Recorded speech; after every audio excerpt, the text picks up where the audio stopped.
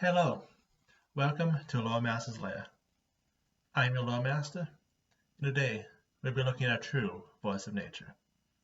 Today we'll be looking at the god Gozreh, the god of nature, the sea, and weather. These two gods in one will be the second look at the gods we'll be doing, and the first after we covered the planes. Ironically, they are one of the deities who reside on the material plane full-time, but having those videos done for when we do cover more gods is probably a good idea. That said, I do not want to face the wind's wrath and the ocean's fury by delaying. So let's get started. First, like with other gods, let's go over the place where you yourself can find information on these two gods and other gods. First, both 1E and 2E have gods and magic as their starters to religion. As stated previously, the toolboxes of the adventure paths tend to be one of the first places to give a full write-up for a god. In Gozreh's case, they had their day in Book 2 of The Serpent's Skull, Race to the Ruins. However, since Gozreh has been around since ancient times, they are counted among the Azlanti gods in Ruins of Azlanti Book 3, The Flooded Cathedral, where they are given a small section to themselves. Finally, Pathfinder Companions has the Faith series of books, with the true neutral Gozreh finding their place in the Faiths of Balance. No planar adventure or divine anthology for this week. Gozreh has no set realm, and divine anthology only gives so much side information. Gozreh is one of the oldest deities on Galarian. Recordings of their worships going back to the times of the Azlantian Empire. They are personifications of the fury of the wind and the waves, often sitting in silence before exploding into destructive action. To those who do not fully understand Gozreh, they see them as distant and moody. But the reality is they watch over all aspects of nature at once. Therefore, when they do talk to their humanoid worshippers, they might be in a good mood because of a dozen births of an endangered species, or a bad one if a tornado disperses much too soon. You have no way of knowing beforehand. All the winds and the water are receptacles which they use to listen to the petitions of every plant and animal, with humanoids just being another part of the cycle of nature. They also refer to themselves interchangeably as either I or we. For the sake of simplicity for myself, I will refer to these two as they, which is something discussed in our first main topic, appearance. As with most gods, especially more because of what they represent, they have no fixed appearance. However, in art, and with appearing before mortals, Gozreh tends to be represented by the form of a man of wind and a woman of water, representing their domain, and their representation of the various aspects of nature needed to grow. The man is typically made out of storm clouds, some legends saying that if properly provoked, he can spread his darkened form from one horizon to another. He is always seen flying. The female half, on the other hand, is made out of water, tending to lie undisturbed in rivers and lakes till forced to act. While on topic of artistic depictions, Gozreh expects mortals build idols to them like any other god. However, they are not except metal or stone. Therefore, they tend to have plenty of idols made out of wood, especially driftwood or wood which has first been struck by lightning, to stay on theme. Another interesting point of Gozreh is their names. Since we are moving off the usual path I would take for a god video, we will have this be our first side tangent of the evening. So welcome to our side tangent, a place where I say the same thing as many ways as possible. So we have a list of 4 different practices that imagine Gozreh as something separate from the regular dualistic interpretation. First, the Banuat people, one of the 4 subgroups who are lumped together in the ethnic group called Borogni, worship a combined god between Gozreh and the goddess of travel, Desna, who goes by the name Shimi Magala. In our culture, worshippers only worship one side, with the Burundi worshipping the full female, she who guides the wind and the waves, while cloud giants worship the masculine Eos the Sky Father. Finally, another group of giants, the Storm Giants, worship the 2 as separate deities instead of one unified deity, as the sky god High Joth and the sea goddess Tolithia. Going back to our main topic, Gozreh is the god of nature, weather, and the sea. Of these, throughout their existence, weather has been their domain solely. Even in distant past, when the Azlanti gods and people looked down on the uncontrollable form of nature as opposed to plants and animals that they could control, they still prayed to Gozreh for rain and clear skies. As hinted before, their domain extends past just humanoids, and they answer to prayers and give protections to many wild animals. They do not have authority over them, that's Lamashtu. But they treat a hungry wolf the same as a hungry dwarf. Finally, it should be noted that the 2 have forms based on wind and water.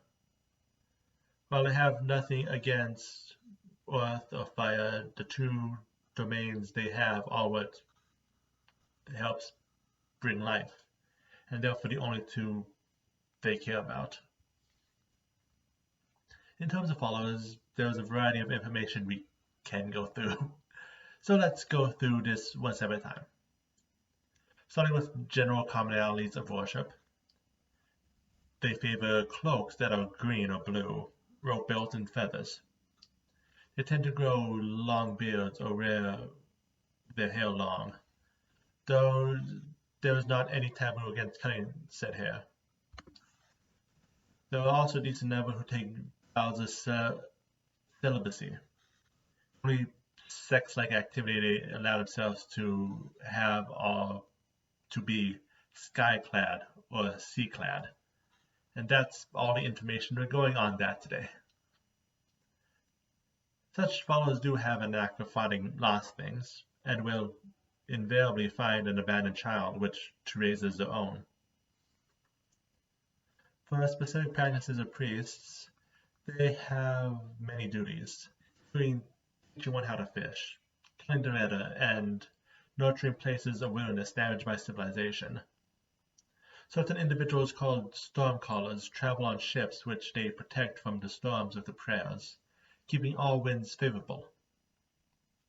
Others are less benevolent, following the fury of nature by becoming the personification of said fury. They send plagues of bats and insects, turn fish and animals away from hunters and fishers, and summon storms to cause mass destruction. There is also, as one would expect, large amounts of druids who favor Gozreh, and they enjoy more solitude than even their fellow druids. In fact, going with druids, about 10% of Gozreh's clergy are druids. How the head priest of a region is determined is usually left to them, though it usually is done on the basis of survival of the fittest, which usually results in a vast amount of death. As for more common worshippers, most are made up of sailors or farmers, and they have a wide variety of practices. And I mean that. Gozreh grants followers magic as long as they respect the wind and the waves. The most common practices include services which include wind instruments, smokeless incense, and clear water. Farmers offering small amounts of wine or grain to the sea. and fishermen stringing the bones of all the fish caught in the last year together. More unusual rituals taken by more extreme groups include beast totems, attempts to become lycanthropes, fertility and crossbreeding, ritual baptisms and dream quests, mushroom cults, and those who only eat fruit, nuts, and leaves. It should be noted that Gozreh does not care about marriage or gender roles, seeing them as not part of nature, and leaving them all to the individual worshipper to decide for themselves. There is one group among all of Gozreh's followers which stands out among the rest. Today's second side tangent, the Stormkindlers. 100 years ago, when the Eye of Abendego created what is now known as the Southern Lands, a fringe group of Gozreh's worshippers saw the winds and the seas and the destruction and thought, "This is my god," and wished to greet the destruction. They did not last too long. However, after a few waves of people literally embraced their god, a generation came in which was intent on learning from the storm and surviving the experience. The current iteration of the Stormkindlers are cautious to their survival, but are still intent on learning as much as they can from the Eye. Some druids among them have gained mastery of the lands, allowing them to see through terrible weather and redirect lightning. Some mediums have tried allowing the storm itself to possess them, granting them great power, at the risk of losing their mind in what their brothers and sisters call being storm-cursed. Yet others have learned to harness the raw power of the storm itself, transforming into a humanoid tempest, gaining the ability to easily traverse the sea and sky, and being immune to sonic, electric, wind, and water effects. You can tell Run regularly stays in the area by a distinct gauze mask, fish masks that allow one to see through fog and rain easily, created by the first wave of Stormkindlers. Now that we have people out of the way, let's move on to places. Temples of Gozreh tend to come in two different forms. The first is the open-air temples, usually with a pool of water in the center. It's close to the coast. There's a chance of having these temples made entirely of driftwood. The second is those with built-in windmills, water wheels, or other structures that harness either the wind or water. This, ironically, tends to mean some of these temples are to the nature god, have various built-in feats of engineering, and require specialized mechanical knowledge for the resident priest. There is also a variety of shrines, including flat stones or whale bones in certain high or beachfront places, or built on a cliff overlooking the crashing waves. There are some which remain underwater most days, only coming out at extremely low tides a handful of times a year. Some are made of standing stones, using the sunlight to create a calendar. Speaking of temples, there is one special shrine which needs to be mentioned, and deserves to be outside tangent number 3. In Varisia, there is a town of Sandpoint, a sleepy fishing village which also is large enough to be the 6th largest town in Varisia. Exact number 1,240. In the center of town was a location long held sacred to Desna. With the formation of the town, the residents built a temple devoted to 6 different deities, a group known as the Sandpoint Pantheon. This group consists of Desna, Eristal, Abaddon, Senre, Shaylin, and of course, Gozreh. The Pantheon was formed based on the fact that the original worship of Desna, the settlers' worship of Eristal, and the other 4 being the patrons of the actual town founders. The cathedral is open air, connecting 6 smaller shrines, each in groups of 2. Abendego and Eristol are built towards the town. Desna and Serenray are built towards the sunrise, and Sheilin and Gozreh are built towards the sea. An interesting pantheon to mix up three options if anyone wants to homebrew that themselves. Now let's tie up some miscellaneous points of information. Gozreh does not have a single divine realm. All the material plane, wherever the winds and rains touch, they hear and know. Or at least on Galarian. The holy text is the hymns of the wind and the waves. These are prescriptions of different rules to help establish respect for nature. Usually a community only has the hymns they need, carved into and hung on wood plaques instead of in books. But colleges usually have a more complete collection on them. Gozreh has two primary holidays associated with them. A fast before the first bloom referred to as corn sieve, recognizing the sacrifices made to place food on one's table, and the vernal equinox, referred to as first bloom, where farming communities will begin the planting season and celebrate with a night's feast. Now let's finish up with relationships between Gozreh and others. They have four known servitors. We have Horgel, a fickle air elemental who appears either dark storm clouds or sea foam depending where they currently are. They are known for their hatred of dwarfs and metal, and people who take too long to get to the point. Sorry. Krastek is a giant dragonfly immune to electricity who flies through storms for those who need a ride. Saltbeard is an old Triton who harasses disrespectful sailors of icebergs. Can be appeased with hot rum. Always have some on board. And finally, their herald, the personification of fury, is a strange elemental who can take on the form of either a wind or water elemental. No guesses why they were chosen as herald. As for relationships with other gods, they're mostly indifferent. However, he and Abendego have been at each other's throat since the dawn of civilization, and its attempts to tame the wild. They also have problems with the destructionists of Robogug and Nethys, and the perversion of nature that is Ugathora. He has a decent relationship with Desna, seeing the sky and the stars as a good match, but would rather travelers ask them for good weather.